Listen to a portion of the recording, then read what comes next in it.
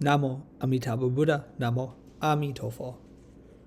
Moreover, as stated in the Pure Deliverance Samadhi Sutra, the Buddha told King Bimbisara, for men and women who on the 6 fasting days each month and the 8 royal days consistently confess their transgressions before the heavenly and earthly governors and all karma gods, and accept and observe abstinence and precepts, the Buddha commands the Lord of the 6 desire heavens to each assign 25 virtuous deities to continually accompany and protect the precept upholders. This protection prevents them from being harmed or disturbed by evil spirits and malevolent deities, and ensures they never encounter sudden illnesses, untimely deaths, calamities, or hindrances, allowing them to remain always safe and secure. This also falls under the augmentative cause of protection and remembrance in this very life. Furthermore, practitioners are advised, as long as you, throughout this life, day and night, without exception, exclusively invoke Amitabha Buddha, exclusively chant the Amitabha Sutra, praise and revere the sacred assembly and the splendors of the Pure Land, aspire to be reborn there, chant the sutra 15, 20, 30, 40, 50, or 100 times or more each day, vowing to complete the total of 100,000 chants. Venerate and acclaim the splendors of the 2 kinds of rewards, direct and circumstantial, of the Pure Land of Amitabha Buddha. In addition to entering samadhi practice sites, recite Amitabha Buddha's name 10,000 times daily, continuing until the end of life. You will receive the remembrance of Amitabha Buddha, and your negative karma and obstacles will be eradicated. Additionally, you will be bestowed with the constant protection and remembrance of the Buddha and the sacred assembly, enabling you to attain prolonged life, peace, and happiness. The pertinent causes and conditions are thoroughly explained in the Sutra of Parables, the Sutra on the Sole Practice of Samadhi, and the Pure Deliverance Samadhi Sutra, among others. This also reflects the augmentative cause of protection and remembrance in this very life. 3. Seeing the Buddha. Next, the augmentative cause of seeing Buddha Samadhi, as recounted in the Contemplation Sutra. Queen Vaidehi of Magadha constantly wished to see the Buddha while in her palace. Facing Mount Gritrakuta, a vulture peak from afar, she wept with grief and bowed in veneration. The Buddha, aware of her thoughts from a distance, disappeared from Mount Gritrakuta and appeared inside the royal palace. As soon as the queen raised her head, she saw the world-honored one, his body glowing with a purple-golden color, seated on a jeweled lotus flower. Moggallana, and Ananda stood in attendance on either side, while Sakra and Brahma appeared in the sky, scattering flowers as offerings. Seeing the Buddha, the queen prostrated herself on the ground, wailing to the Buddha, imploring compassion and repenting. I humbly beseech you, Tathagata, to teach me how to contemplate the realm of pure karma. According to what is demonstrated by the scriptural evidence, not only did the queen's sincere mind allow her to see the Buddha, but the teaching was also meant for ordinary beings in the future. Those who wish to see the Buddha should follow the queen's example by sincerely recollecting him. They will undoubtedly see him. This is because the 3 remembrance vow powers of Amitabha Buddha augment their efforts externally, enabling them to see the Buddha. The term 3 powers is defined in the Pratipana Samadhi Sutra as follows. First, through Amitabha's augmentation and remembrance, which arises from the power of his great vows, practitioners are able to see the Buddha. Second, through his augmentation and remembrance stemming from the power of his samadhi, they behold the Buddha. Third, by the augmentation and remembrance rooted in the power of his original merits, they witness the Buddha. These principles are applied in the subsequent texts on the causal condition of seeing the Buddha. Thus, they are referred to as the augmentative cause of seeing Buddha Samadhi. Question. The queen was able to see the Buddha through the Buddha's augmentation and remembrance owing to her superior meritorious blessings. However, sentient beings in the age of Dharma decline are burdened with deep and heavy negative karma. How can they be comparable to the queen? Furthermore, since the underlying principle is both profound and extensive, please provide clear evidence from the Buddha Sutras for each aspect. Answer.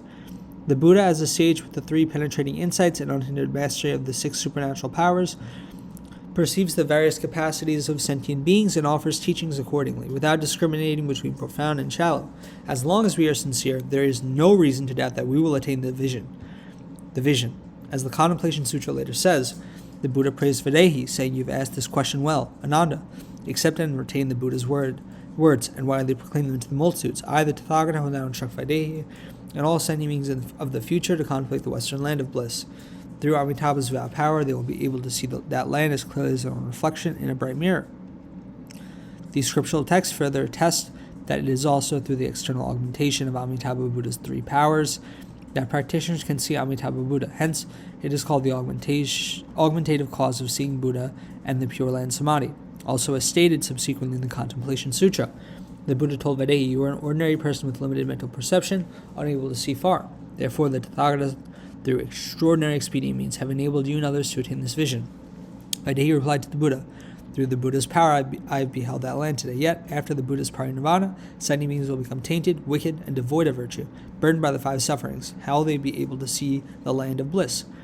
The Buddha responded, "Videhi, you and all sentient beings should focus your minds on contemplating the western Pure Land. Envision all the jeweled banners beneath its Vaidurya ground, the myriad treasures above it, and the splendors inside the structures. With focused attention, practitioners can experience the same vision as the Queen, as described above. Thus it is stated, contemplate each aspect, ensuring the vision is perfectly clear and distinct. Whether with eyes closed or open, always maintain the visibility. Contemplating in this manner is called roughly seeing. This refers to seeing in the state of vitarka, inference, and samjna, conception, which is why it is called roughly seeing. For those who attain the fixed mind samadhi and verbal recitation samadhi, their mind's eye will open, allowing them to behold all the splendors of the Pure Land, which are infinite beyond description. This additional scriptural evidence confirms that all ordinary beings who wholeheartedly devote themselves can indeed attain this vision. We should understand this. Those who see or hear anything should not panic or doubt. Why is that? It is through the external augmentation of Amitabha Buddha's samadhi power that they attain the vision. Thus it is called the augmentative cause of seeing Buddha and the Pure Land Samadhi. In the subsequent text on the Lotus Throne Contemplation, it is stated, the Buddha told Ananda and Videhi, "I will teach you the method to eliminate suffering and distress. You should analyze and expound my teaching extensively to the multitude." As these words were spoken, the Buddha of infinite life, along with bodhisattvas of Avalokiteshvara and Mahastamaprapta, instantly appeared standing in the sky. Upon seeing them, Videhi immediately bowed in veneration and said to Shakyamuni Buddha, "Now through the Buddha's power I have seen the Buddha of infinite life and the two bodhisattvas. After your parinirvana, how can sentient beings contemplate and behold Amitabha Buddha and the two bodhisattvas?" The Buddha said, "You and all sentient beings who wish to contemplate that Buddha should begin by envisioning a lotus flower on the seven jeweled ground. Once the image of the flower is established, contemplate the Buddha next. To do so, your mind should reflect on his 32 marks. To contemplate each part of his body from the top of his head down to his crossed legs, one by one. As your mind envisions, the Buddha's form will appear. This is the external augmentation of Amitabha Buddha's three powers, enabling practitioners to see the Buddha. It is also called the augmentative cause of seeing Buddha Samadhi. Furthermore, it is subsequently stated in the Contemplation Sutra, to contemplate that Buddha, begin by visioning his image. Picture a golden image seated on that lotus flower. Once this image is perceived, that mind's eye will open with clear and distinct sight, allowing a vision of all the splendors of that land. This is also the external augmentation of Amitabha Buddha's three powers, enabling practitioners to see the Buddha. Hence, it is called the augmentative cause of seeing Buddha Samadhi. The Contemplation Sutra further states, next contemplate the two bodhisattvas and all the light. See them clearly. When practitioners attain this vision, they should be able to hear, in the state of Samadhi, the sounds of flowing water, radiant splendors, and so forth, expounding the Dharma. Whether entering or exiting Samadhi, the practitioners will continually hear the wondrous Dharma. This is also the external augmentation of Amitabha Buddha's three powers, enabling practitioners to see the Buddha. Therefore, it is called the augmentative cause of seeing Buddha Samadhi. Moreover, as further stated in the True Body Contemplation, the Buddha told Nanda, once the image contemplation succeeds, proceed to contemplate the Buddha of infinite life, his body in the hue of genuine gold, with his white tuft between the eyebrows, his halo manifesting transformation Buddhas, and his radiant marks and physical characteristics. Simply recall and visualize, let the mind's eye see. Once seen, practitioners will immediately behold all the Buddhas of the 10 directions. Therefore, this is called Buddha Invocation-Samadhi. This passage also demonstrates that the external augmentation of Amitabha Buddha's three powers enables practitioners to see the Buddha. Hence, it is called the augmentative cause of seeing Buddha Samadhi. As subsequently stated in the Contemplation Sutra, the Buddha said, therefore, the wise should single-mindedly contemplate the Buddha of infinite life, starting with one of his marks and physical characteristics. By simply contemplating the white tuft between his eyebrows and ensuring the vision is perfectly clear and distinct, practitioners will naturally see his 84,000 marks and physical characteristics. Once seen, they will immediately behold all the Buddhas of the 10 directions and receive predictions of Buddhahood in the presence of these Buddhas one by one. This text provides further scriptural evidence that the external augmentation of Amitabha Buddha's three powers enables ordinary beings who focus their minds on contemplating to see the Buddha assuredly. Hence, this is also called the augmentative cause of seeing Buddha Samadhi. Furthermore, as stated in the Avalokiteshvara Prabhupada overall and in miscellaneous contemplations, as well as in the subsequent 9 levels of aspirants, for those who practice throughout their lives, or for 7 days, 1 day, 10 recitations, or even 1 recitation wishing at the time of death to see Amitabha Buddha, or for those who encounter a Dharma friend during their lifetime and can verbally recite and mentally invoke Amitabha Buddha, Amitabha will appear with the sacred assembly holding a lotus pedestal. Practitioners will see Amitabha, the sacred assembly, the lotus pedestal, and more. This episode further affirms that the external augmentation of Amitabha Buddha's three powers enables practitioners to see the Buddha. Hence, this is called the augmentative cause of seeing Buddha Samadhi. Moreover, it is therefore stated in the Contemplation Sutra, the Buddha told Ananda. This sutra is called the Sutra on Contemplation of the Land of Bliss, the Buddha of Infinite Life, and Bodhisattvas of Avalokiteshvara and Dharma Paths. You should accept and retain it, never forget nor discard it. Those who practice the Samadhi will see the Buddha of Infinite Life and the 2 Bodhisattvas in their present lives.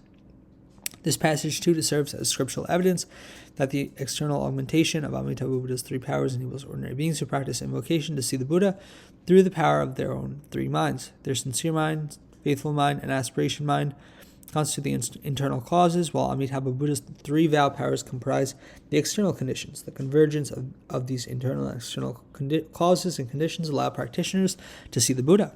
Hence, it is called the augmentative cause of seeing Buddha Samadhi. In addition, as stated in the Pratipanda Samadhi Sutra, the Buddha told Bodhisattva Bhadrapala, there is a Samadhi called all Buddhas of the 10 directions manifest in front. Those who wish to quickly attain the Samadhi must consistently practice and hold on to it without the slightest doubt, even as minute as a hair.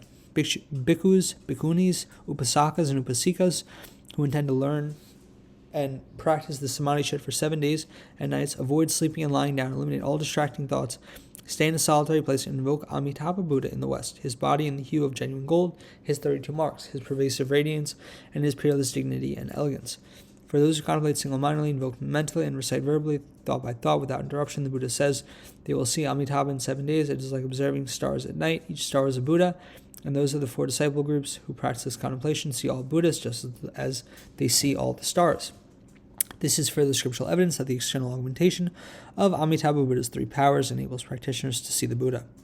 The term Samadhi refers to practitioners of Buddha invocation, engaging in verbal recitation and mental invocation, free from distracting thoughts, maintaining mindfulness from one thought to the next, and allowing their voices to continue seamlessly.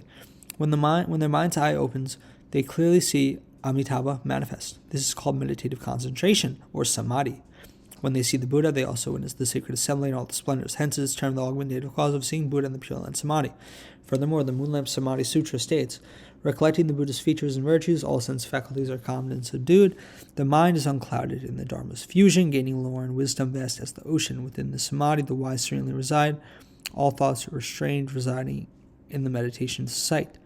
They see Tathagatas, hundreds of billions in number, and myriad Buddhas, like sands of the Ganges River. This is further scriptural evidence for the augmentative cause of seeing Buddha Samadhi. The Manjushri Prajna Sutra states, Manjushri addressed the Buddha, how is single practice Samadhi defined? The Buddha replied, men and women, in empty, quiet places, cast aside all scattered thoughts and face the direction of a Buddha with an upright posture. Rather than envisioning any physical appearance, they recite the Buddha's name exclusively without cease. In such recitation, they can see the Buddhas of the past, present, and future.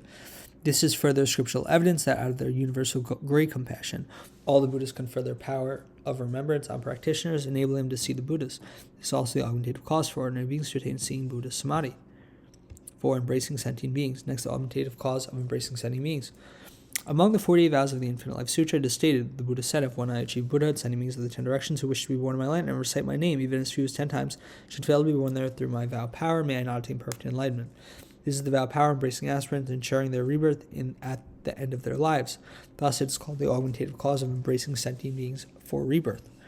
Furthermore, in Fascicle 1 of the Sutra, it is stated, sentient beings who attain rebirth in the Western Pure Land of the Buddha of Infinite Life have all relied on the karmic power of the great vows of Amitabha Buddha as the augmentative cause. This serves as further evidence for the augmentative cause of embracing sentient beings for rebirth. In addition, at the beginning of Fascicle 2 of this Sutra, it is stated, the Buddha says that sentient beings have different aptitudes, upper, middle, and lower. According to their aptitudes, the Buddha persuades them all exclusively to recite the name of the Buddha of Infinite Life. When they approach death, Amitabha Buddha and the sacred assembly will surely appear to welcome them, and they will all attain rebirth in the Pure Land. This also reflects the augmentative cause of embracing sentient beings for rebirth. In the Contemplation Sutra, the passage concerning the 11th contemplation and the 9 levels of aspirants all describe that the Buddha, without prompting, announced that as practitioners of either meditative or non-meditative virtues approach death, for each of them without fail, Amitabha, the world honored one, invariably appears in person with the sacred assembly holding a lotus pedestal. He extends his hands to welcome them to be reborn in the Pure Land. This also represents the augmentative cause of embracing enemies for rebirth. Furthermore, it is stated in the 4-page Amitabha Sutra. The Buddha says that for men and women who single-mindedly recite the name of Amitabha Buddha without deviation for 1 to 7 days, when death approaches, Amitabha Buddha and the sacred assembly will appear to welcome them, and they'll be reborn in the western land of bliss. Shakyamuni Buddha says, having witnessed this benefit, I speak these words. This is further evidence of the augmentative cause of embracing sending beings for rebirth. Moreover, as stated in the 40 vows, if when I achieve Buddhahood, sending beings of the 10 directions who aspire to perfect enlightenment, perform various meritorious deeds, and sincerely wish to be born in my land, should not see me appear before them, along with the multitude of sacred beings when they die, may I not attain perfect enlightenment. This also pertains to the augmentative cause of embracing beings for rebirth. It is stated in the subsequent vow, if when I achieve Buddhahood, sending beings of the 10 directions who hear my name, focus their thoughts on my land, and sincerely dedicate their merit with a wish for rebirth there, should not eventually fulfill their aspiration, may not attain perfect enlightenment. This also represents the augmentative cause of embracing beings for rebirth, as stated in another vow thereafter. If when I achieve Buddhahood, women in the 10 directions who hear my name rejoice in faith, aspire to perfect enlightenment, and abhor the female body, should reassume the form of a woman after they may not attain perfect enlightenment. The meaning, through the power of Amitabha's original vows, women who recite his name will transform from female to male at the end of their lives. Amitabha will take their hands, and bodhisattvas will support their bodies, enabling them to sit on the lotus pedestals. They will follow the Buddha to be reborn in the Pure Land, join the Buddha's great assembly, and realize the truth of non-birth. Moreover, without Amitabha's name and vow power, women would never be able to transform their female bodies, even over thousands or tens of thousands of kalpas, or as many kalpas as grains of sand in the Ganges River. We should understand this. Today, some monastics and lay practitioners claim that women cannot be reborn in the Pure Land. Such allegations are false and untrustworthy. The above vow serves as further scriptural evidence of the augmentative cause of embracing enemies for rebirth. V. Verification for rebirth. 5. Verification for rebirth. Next, the augmentative cause of verifying rebirth. Question: since it has been said that Amitabha's 40 vows embrace all sending beings for rebirth in the Pure Land, which specific type of sending beings are embraced? Who guarantees verifies rebirth? As stated in the Contemplation Sutra, the Buddha told Vaidehi, do you know Amitabha Buddha is not far from here? Answer. As stated in the Contemplation Sutra, the Buddha told Vaidehi, do you know Amitabha Buddha is not far from here? You should fix your mind on contemplating this land to accomplish your pure karma. This teaching will also enable all ordinary beings of the future generations to be reborn in the western land of bliss. This passage demonstrates that following the party nirvana of Shakyamuni Buddha, ordinary beings can assuredly attain rebirth in the Pure Land by relying on the power of Amitabha's vows. This illustrates the augmentative cause of verifying rebirth. Question: Shakyamuni Buddha expounded his teachings to enlightened sentient beings. Why is it that regarding the same teachings there are both believers and non-believers, and some even ridicule signing them? Answer: ordinary beings can be categorized into 2 types based on their endowments and dispositions. Those with virtuous nature and those with malevolent nature. Those with virtuous nature can further be divided into 5 types, who upon hearing the teachings immediately 1. Abandon evil and practice good, 2. Forsake the heterodox and embrace the correct, 3. Discard falsehood and uphold sincerity, 4. Renounce what is erroneous and follow what is right, 5. Relinquish pretense and apply genuineness. These 5 types of people, if they take refuge in the Buddha, can benefit themselves and others, in whom they practice filial piety. In society, they assist others. In their communities, they embody faith. In the royal court, they are known as noble individuals who serve their sovereign with utmost loyalty and integrity. Thus, they are called virtuous by nature. People with malevolent nature are malicious individuals who, 1. slander genuineness and maintain pretense, 2. defame the correct and uphold the heterodox, 3. lie what is right and follow what is erroneous, 4. malign sincerity and engage in falsehood, 5. disparage goodness and commit evil. Moreover, these 5 types of people, even if they wish to take refuge in the Buddha, cannot benefit themselves or others. At home, they are unfilial. In their communities, they lack faith. In their royal court, they are known as snobs who treat their sovereign with flattery and deceit, and are thus called disloyal. With respect to the virtuous and charitable, such malevolent individuals undermine the right and fabricate the wrong, focusing solely on the negative aspects of others. Hence, they are called malevolent by nature. Furthermore, the Buddhas, saints, and sages, to all the virtuous beings in the human, celestial, and their 6 realms, these malevolent ones ridicule and disgrace them. The wise should be aware of this. Now, through the extensive illustration of people with virtuous, malevolent natures, the relevant principles become self-evident. The underlying question is thus fully answered. Moreover, as stated subsequently in the Contemplation Sutra, the Buddha told Vaidehi, you and sentient beings should focus your minds on contemplating the Western Pure Land, envisioning the golden banners beneath the ground and the various treasures and splendors above it. From this point to the 13th contemplation, The Buddha thoroughly addresses the two questions Vaidehi posed earlier. This serves as definite verification, encouraging both virtuous and malevolent ordinary people to turn their minds and begin practicing so that they may all attain rebirth in the Pure Land without exception. This also represents the augmentative cause of verifying rebirth. The Contemplation Sutra further states, in the Pure Land of myriad treasures, there are 50 billion jeweled mansions. Within these mansions, countless celestial beings perform heavenly music. These various sounds resonate with teachings on mindfulness of the Buddha, Dharma, and Sangha. Once this contemplation succeeds, practitioners will, at the time of death, definitely be reborn in that land. This also serves as scriptural evidence for the augmentative cause of verifying rebirth. It is later stated in the Contemplation Sutra, the Buddha told Nanda, this wondrous flower was created through the power of Bhikkhu Dharmakara's original vows. Those who wish to invoke Amitabha Buddha should first envision this lotus throne, contemplating its every aspect and ensuring their vision is perfectly clear and distinct. Once this contemplation succeeds, practitioners will certainly be reborn in the land of bliss. This text further supports the augmentative cause of verifying rebirth. Besides, the Infinite Life Sutra says, the Buddha told Nanda, sending beings born in that land all remain in the assembly of assured enlightenment. All Buddhas in the 10 directions jointly acclaim that Buddha, sending beings who hear his name, rejoice in faith and recite his name even once with the aspiration to be reborn there, will immediately attain rebirth and abide in non-retrogression. This passage also provides scriptural evidence for the augmentative cause of verifying rebirth. Moreover, in the Contemplation Sutra, concerning the 9 levels of aspirants, the sending beings described in each level are invariably ordinary individuals, whether during the Buddha's lifetime or living in the 5 tributes after his parinirvana. Each encounters a Dharma friend who encourages and guides them to awaken faith, observe precepts, recite the Buddha's name, chant sutras, extend verification, and offer praise, assuring them of rebirth in the Pure Land. By the power of Amitabha's vows, they all attain this rebirth. This also reflects the augmentative cause of verifying rebirth. Furthermore, the Amitabha Sutra states, in each of the 6 directions, Buddhas with numerous skins of sand and Ganges all extend their tongues to cover the entire 3,000-fold great Shilokasm, speaking sincere and honest words, whether during the time of the Buddha or after the Buddha's parinirvana. Ordinary beings who have committed negative karma, by simply converting their minds and reciting the name of Amitabha Buddha with the wish to be reborn in the Pure Land, whether throughout their entire lifetime, for 7 days, for 7 days, 1 day, 10 recitations, 3 recitations, or even 1 recitation, will at the moment of death be welcomed by Amitabha Buddha in the sacred assembly, and will immediately attain rebirth in the Pure Land. According to this passage, the Buddhas of the 6 directions extend their tongues to conclusively bear witness for ordinary beings regarding the eradication of their negative karma and the attainment of rebirth. If one should not attain rebirth, is verified the tongues of these Buddhas, once extended out of their mouths, would never retract but would instead naturally decay and disintegrate. This also represents the augmentative cause of verifying rebirth. With due respect, I address all aspirants. Upon hearing these words, you should respond immediately with deep lamentation and a rain of tears, resolving to repay the Buddha's grace, even if it means being crushed into pieces and reduced to dust through countless continuous kalpas. From this point on, you should align with the original intent of all Buddhas. How could you dare to have even the slightest fear anymore? I also address all practitioners. Even if iniquitous ordinary beings can have their negative karma extinguished and attain rebirth through Amitabha's embraces, verified by the Buddhas, how much more certain is it that sacred beings who aspire for rebirth will be reborn in the Pure Land? The above thoroughly answered the previous question, what kind of sending beings are embraced for rebirth? This includes the explanation of the 5 augmentative causes. 3. Section of conclusion and encouragement to practice. I. Questions and answers on negative karmic retribution or disbelief. Question.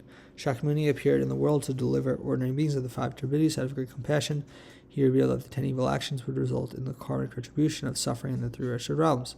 With his wisdom of universal equality, he also guided human and celestial beings to seek rebirth in Amitabha Buddha's Pure Land. The sudden teachings in various sutras clearly convey this message. However, some openly disbelieve and jointly slander these teachings. Please indicate the negative retributions they will receive in their present lifetime and after death. Quote Buddhist scriptures in detail to provide evidence so that they may repent and mend their ways, believe in the Buddhist great vehicle teaching, turn their minds around, and aspire to rebirth in Pure Land. That would be truly beneficial. Answer. To address this question based on Buddhist sutras, while these wicked individuals have already been thoroughly described in the 5 categories of malevolent nature previously discussed, I will now directly cite scripture as clear evidence. As stated in the 10 Rinpoche Sutra, the Buddha told Bodhisattva, Mountain Ocean Wisdom, now for the sake of delivering all sentient beings, you should accept and retain the sutra. The Buddha for the said Mountain Ocean Wisdom.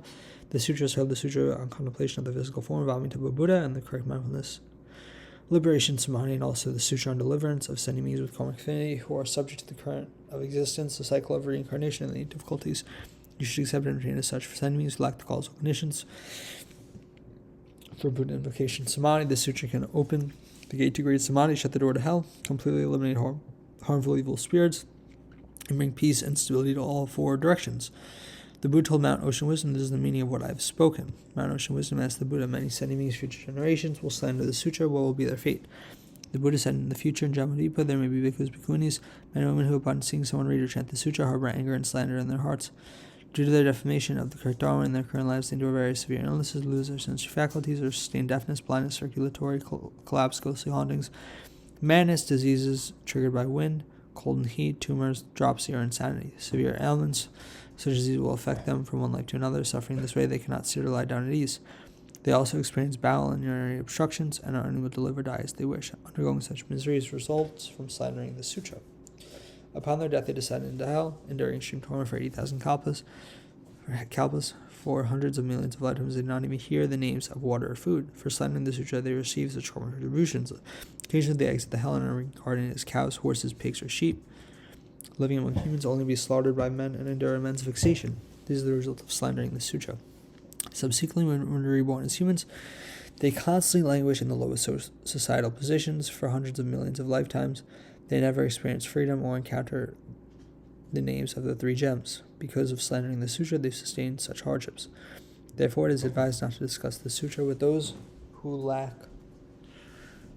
wisdom. It should only be spoken to those with correct contemplation and correct mindfulness. Those who disrespect the sutra will fall into hell, while those who respect it will attain true liberation and be reborn in Amitabha, Buddha's pure land. While this sutra with this sutra as evidence, it is clear that according to the Buddha's prediction, the loss for those who slander the sutra and the benefits for those who revere it are both assured. This is why we should understand the underlying questions thus fully answered. 2. Questions and answers on the merits of belief and practice. Question: after the Buddha's parinirvana, what merits can ordinary people, whether virtuous or iniquitous, attain in this life if they awaken the Bodhi mind, aspire to be reborn Amitabha, Buddha's pure land, focus their minds day and night, dedicate their entire lifetime to reciting, contemplating, venerating, praising, making offerings of incense to flowers of Amitabha Buddha, Avalokiteshvara, and the sacred assembly, and the Avalokiteshvara, the sacred assembly, and the splendors of the pure land, engage in continuous contemplation, thought after thought, regardless of achieving samadhi. Please provide detailed citation from Buddha Sutras, such as conclusive evidence, so practitioners may rejoice, cherish, establish faith, and embrace and practice teaching. Answer: excellent question. How it's the causal practice that lead to the complete cessation of the cycle of reincarnation in the six realms, and continuously open the important gateway to the everlasting bliss of the pure land. These practices not only fulfill Amitabha's vows, but also bring universal rejoicing among all Buddhists. Now to provide detailed response based on scriptural text, refer to the Pratipadana Samadhi Sutra. The brutal Bodhisattva Vajrapala for this Buddha Invocation Samadhi, 4 items of offering facilitate joy: food and drink, clothing, bedding, and medicine. Buddhas of the past attained Buddhahood by practicing this Amitabha Invocation Samadhi, with these 4 items facilitating joy. Both Buddhas of the present and in the 10 directions also attain Buddhahood by practicing this Buddha Invocation Samadhi, with these 4 items facilitating joy. Similarly, Buddhas of the future will attain Buddhahood by practicing this Buddha Invocation Samadhi, with these 4 items facilitating joy.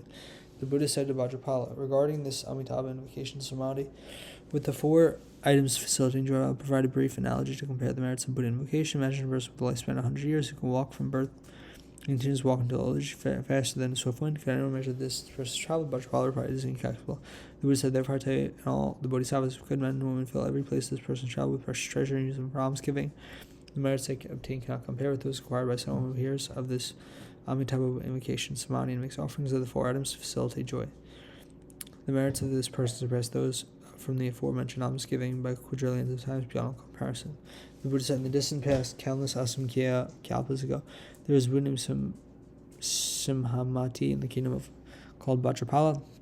A Chakravartin named Vasin visited the Buddha. Knowing the Chakravartin's attention, the Buddha explained on the Buddha Invocation Samadhi and the 4 items that facilitate joy. Upon hearing this, the Chakravartin rejoiced and offered various precious treasures to the Buddha, vowing to himself, may such merit ensure peace and stability for all human and celestial beings in the 10 directions. The Buddha said, after the Chakravartin passed away, he was reborn in the same family as a crown prince named Brahmada.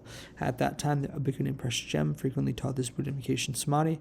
The 4 groups of disciples, when Chakravartin heard the teaching on the 4 items that facilitate joy, he scattered treasures upon the bhikkhu and offered him clothing. The Chakravartin, along with 1,000 people, took the tantra into the bhikkhu and sought to learn this Buddha Invocation Samadhi. He and the 1,000 people consistently served their master for 8,000 years, day and night, without slackening. By hearing the teaching on this Buddha invocation samadhi just once, he attained profound, brilliant wisdom. Thereafter, he further encountered 68,000 Buddhas, from each one he heard the teaching on this Buddha invocation samadhi, and ultimately attained Buddhahood. The Buddha said, those who wish to hear the teaching on this Buddha invocation samadhi, even from 100 miles, 1,000 miles, or 4,000 miles away, will undoubtedly pursue it. How much more should those nearby seek to learn it? I informed those seeking read within the Pure Land that the aforementioned Buddha's teaching, which serves as clear evidence, is detailed in the chapter on the merits of offering the 4 items. 3. Questions and answers on methods to eliminate negative karma. Question. Practitioners who follow the Buddha's teachings, practice diligently and assiduously, engage in reverential acts, invocation, walking, meditation, contemplation, and sutra chanting during the 6 periods of each day and night, observe abstinence and precepts, maintain single-minded concentration, avoid the cycle of birth and death, fear the suffering of the 3 wretched realms, vow to be reborn in the Pure Land of Amitabha Buddha at the end of this life, may still be concerned that their residual negative karma remain unexhausted, and that their current karma is aligned with the 10 evil actions. For those aware of these obstacles, how can they eliminate them? Please provide methods by citing the sutras in detail. Answer.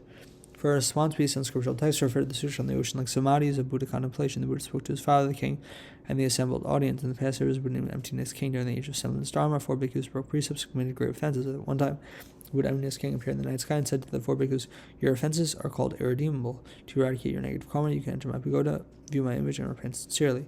This can erase your negative karma. The 4 bhikkhus abandoned all worldly affairs and followed the instructions wholeheartedly.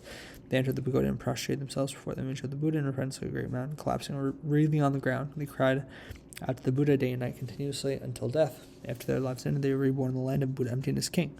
With this text as proof, practitioners who wish to repent should also follow this teaching. The Buddha said, after my parinirvana, my disciples who renounce all evils, delight in practicing samatha, and during the 6 periods of the day and night, dedicate even a small portion of one period or a single moment within that portion to recollecting the Buddha's white tuft.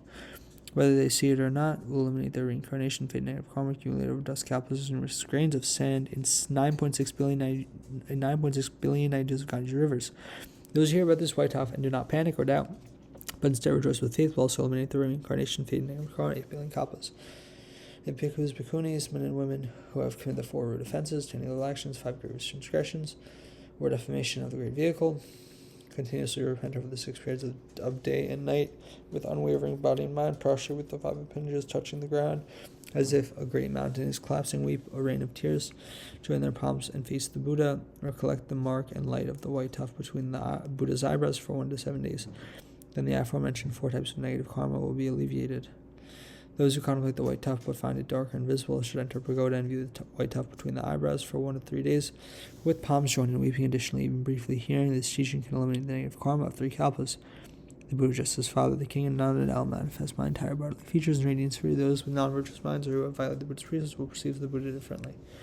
At that time, 500 Shakya disciples saw the Buddha's physical form as ashen, 1,000 bhikkhus saw the Buddha as red clay, 16 lay persons and 24 women saw the Buddha as entirely black, while all the bhikkhunis saw the Buddha as silver. The 4 groups of disciples and addressed the Buddha. We did not see the Buddha's wondrous form. They pulled out their hair, threw themselves to the ground, wept with tears streaming down, and writhed in prostration. They pulled out their hair, threw themselves to the ground, wept with tears streaming down, and writhed in prostration. The Buddha said, good men, Tathagatas appear in the world specifically to eliminate your transgressions and karmic retributions. Now you may recite the names of the 7 past Buddhas, pay respect to them, and disclose your offenses of erroneous views from past lives. You should confess and make penance to the assembly of great virtuous monastics by following the Buddha's words. In the midst of Buddha Dharma adherence, prostrate with all 5 appendages touching the ground, like a great mountain collapsing, and repent before the Buddha. After repenting, your mind's eye will open. You will see the Buddha's physical form, and your hearts will be filled with great joy. The Buddha told the bhikkhus, in your previous lives over countless kalpas, you've held wrong views, doubted your masters, failed to observe precepts, and falsely accepted offerings from believers. Because of this karma, you fell into the realms of hunger, grievous, and hell, suffering for 80,000 years. Although you have now escaped those realms, for numerous lifetimes you cannot see any Buddhas, only hear their names. Today you perceive the Buddha's body as red clay, standing only 5 feet tall. After the Buddha spoke the words of the 100 bhikkhus, and others repented to the Buddha, prostrating before him with all 5 appendages touching the ground, as if a great mountain was collapsing, crying bitterly in a rain of tears. Just as the wind scatters heavy clouds, the Buddha's golden form was revered. Seeing the Buddha, the bhikkhus rejoiced and awakened the Buddha mind. The Buddha told his father, the king, the 1,000 bhikkhus earnestly sought the Dharma with unwavering hearts. The Buddha foretold their future Buddhahood, stating that they will all bear the same title, Namo, radiant Tathagata. The source of the above-mentioned method of repentance is the Sutra on the Ocean-like Samadhis of Buddha Contemplation, Fascicles 2 and 3.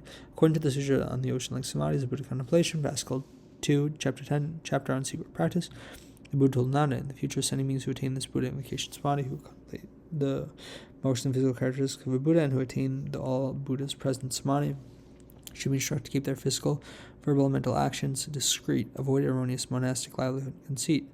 Those who engage in erroneous monastic livelihood or conceit should be recognized as possessing superiority, arrogance, whereby they jeopardize Buddha Dharma, frequently cause enemies to develop unvirtuous minds, disturb the harmony of the Sangha, show off peculiarities, and confuse the multitude of their companions of demons. Such wicked ones, even if they invoke the Buddha, miss the flavor of Dharma nectar. Due to their conceit, these people are always born physically short of lowly origin, poor and afflicted with the sundry misfortunes, and born with infinite negative karma. Be sure to guard against such negative traits and prevent them from rising. The karma of such erroneous monastic livelihood, once created, is like a rogue elephant destroying lotus ponds. It likewise ruins the roots of goodness. The Buddha told Nanda, those who practice Buddha invocation should protect themselves from self-indulgence. Practitioners of Buddha invocation, who do not guard themselves and not conceit to rise, will have the evil winds of erroneous livelihood stoke the flames of arrogance, burning away virtuous Dharma. Virtuous Dharma refers to all the infinite states of dhyana samadhi, meditative concentration. All Buddha invocation practices arise from the thinking mind, which is known as the treasury of merit and virtues. The Buddha said to Nanda, the sutra is named unmoving fixation of thought, except to understand accordingly. It is also named contemplating the Buddha's white tough mark, except to understand accordingly. Other names include contemplating the Tathagata's body in reversed and sequential orders, distinguishing each hair pore of the Tathagata's body, contemplating the 32 marks, 80 physical characteristics, and all wisdom light, ocean-like samadhis of Buddha contemplation, gate of Buddha invocation, samadhi and sutra on Buddha's bodies adorned with wondrous flowers. You should accept and retain it well, and be careful never to forget it or discard it. Further, I stated in the Great Contemplation Sutra chapter on helping the dragon. At that time, Dragon King Sagar invited the Buddha to his palace for a meal offering, and the Buddha accepted. After the Buddha and the sacred ceremony finished eating, the Dragon King asked the Buddha to give a discourse. The Dragon King's prince, named Kamalamukha, Flower Face, then rose before the Buddha, extending his forelimbs on the ground. He repented with a sorrowful voice. What past misdeeds did I commit to receive this dragon body? This is for the scriptural evidence introducing the method of sincere repentance, which we should understand. All sutras contain passages of this nature, but quoting them extensively is impractical. The above are brief excerpts from 3 sutras intended as guidance for future practitioners. Unless sincerity is lacking, those who practice accordingly will understand that the Buddha's words are true. Moreover, as stated in the sutra on soap berry seeds, at that time the king of Nanda, named Vaidurya, sent an envoy to the Buddha. The envoy prostrated at the Buddha's feet and related, one my kingdom is remote and small and has been frequently beset by bandits over the years. Grain prices are soaring, diseases are spreading, and the people are suffering. I'm constantly unable to rest peacefully. The Tathagata's Dharma treasury is abundant, thorough, profound, and extensive. However, I'm burdened with worries and business and unable to practice. I understand as well out if I should bestow upon me a key method that it's easy for me to practice day and night, so that in future lives I may be free from all suffering. The Buddha instructed the Amitabha great king that if he wished to erase the obstacles of afflictions and the hindrances of karmic retributions, he should string together 108 soapberry seeds and always carry them whether walking, standing, sitting, or lying down. He should remain focused without distraction, reciting Buddha, Dharma, Sangha, verbally passing one seed for each recitation. He should recite this way 10, 20, 100, 1,000, up to 100 million times. If he completes 200,000 recitations with an undisturbed body and mind, free from pretentious and false sanctity, then upon death he will be reborn in the third heaven, Yama. There, food and clothing will emerge spontaneously, and he will experience constant peace and happiness. He will also eliminate the 180 kinds of bondage, karma, transcend the cycle of birth and death, enter the path towards nirvana and supreme fruition. The envoy returned and reported to the king. Overjoyed, the king bowed and to the Buddha with his forehead touching the ground and addressed the Warlana one from afar. I respectfully accept your sacred teaching, and will diligently practice as instructed. He immediately ordered his officials and citizens to prepare soapberry seeds, creating 1,000 sets and giving one to each of his family members and relatives. The king continuously recited never let this practice, even while personally leading his army. He also held the world honor one with great compassion, universal response to all. If this virtuous deed of mine allows me to escape the endless sea of suffering, may the Tathagata manifest teach me the Dharma. Driven by aspiration and devotion, the king refrained from eating for 3 days. The Buddha then appeared with the sacred ceremony and entered the palace to tell the Dharma to the king. This demonstrates that because the king's mind was sincere, his obstacles were eliminated with each thought. The Buddha, knowing the king's negative karma had been extinguished, manifested in response to his invocation. This we should understand. Namo, Amitabha Buddha.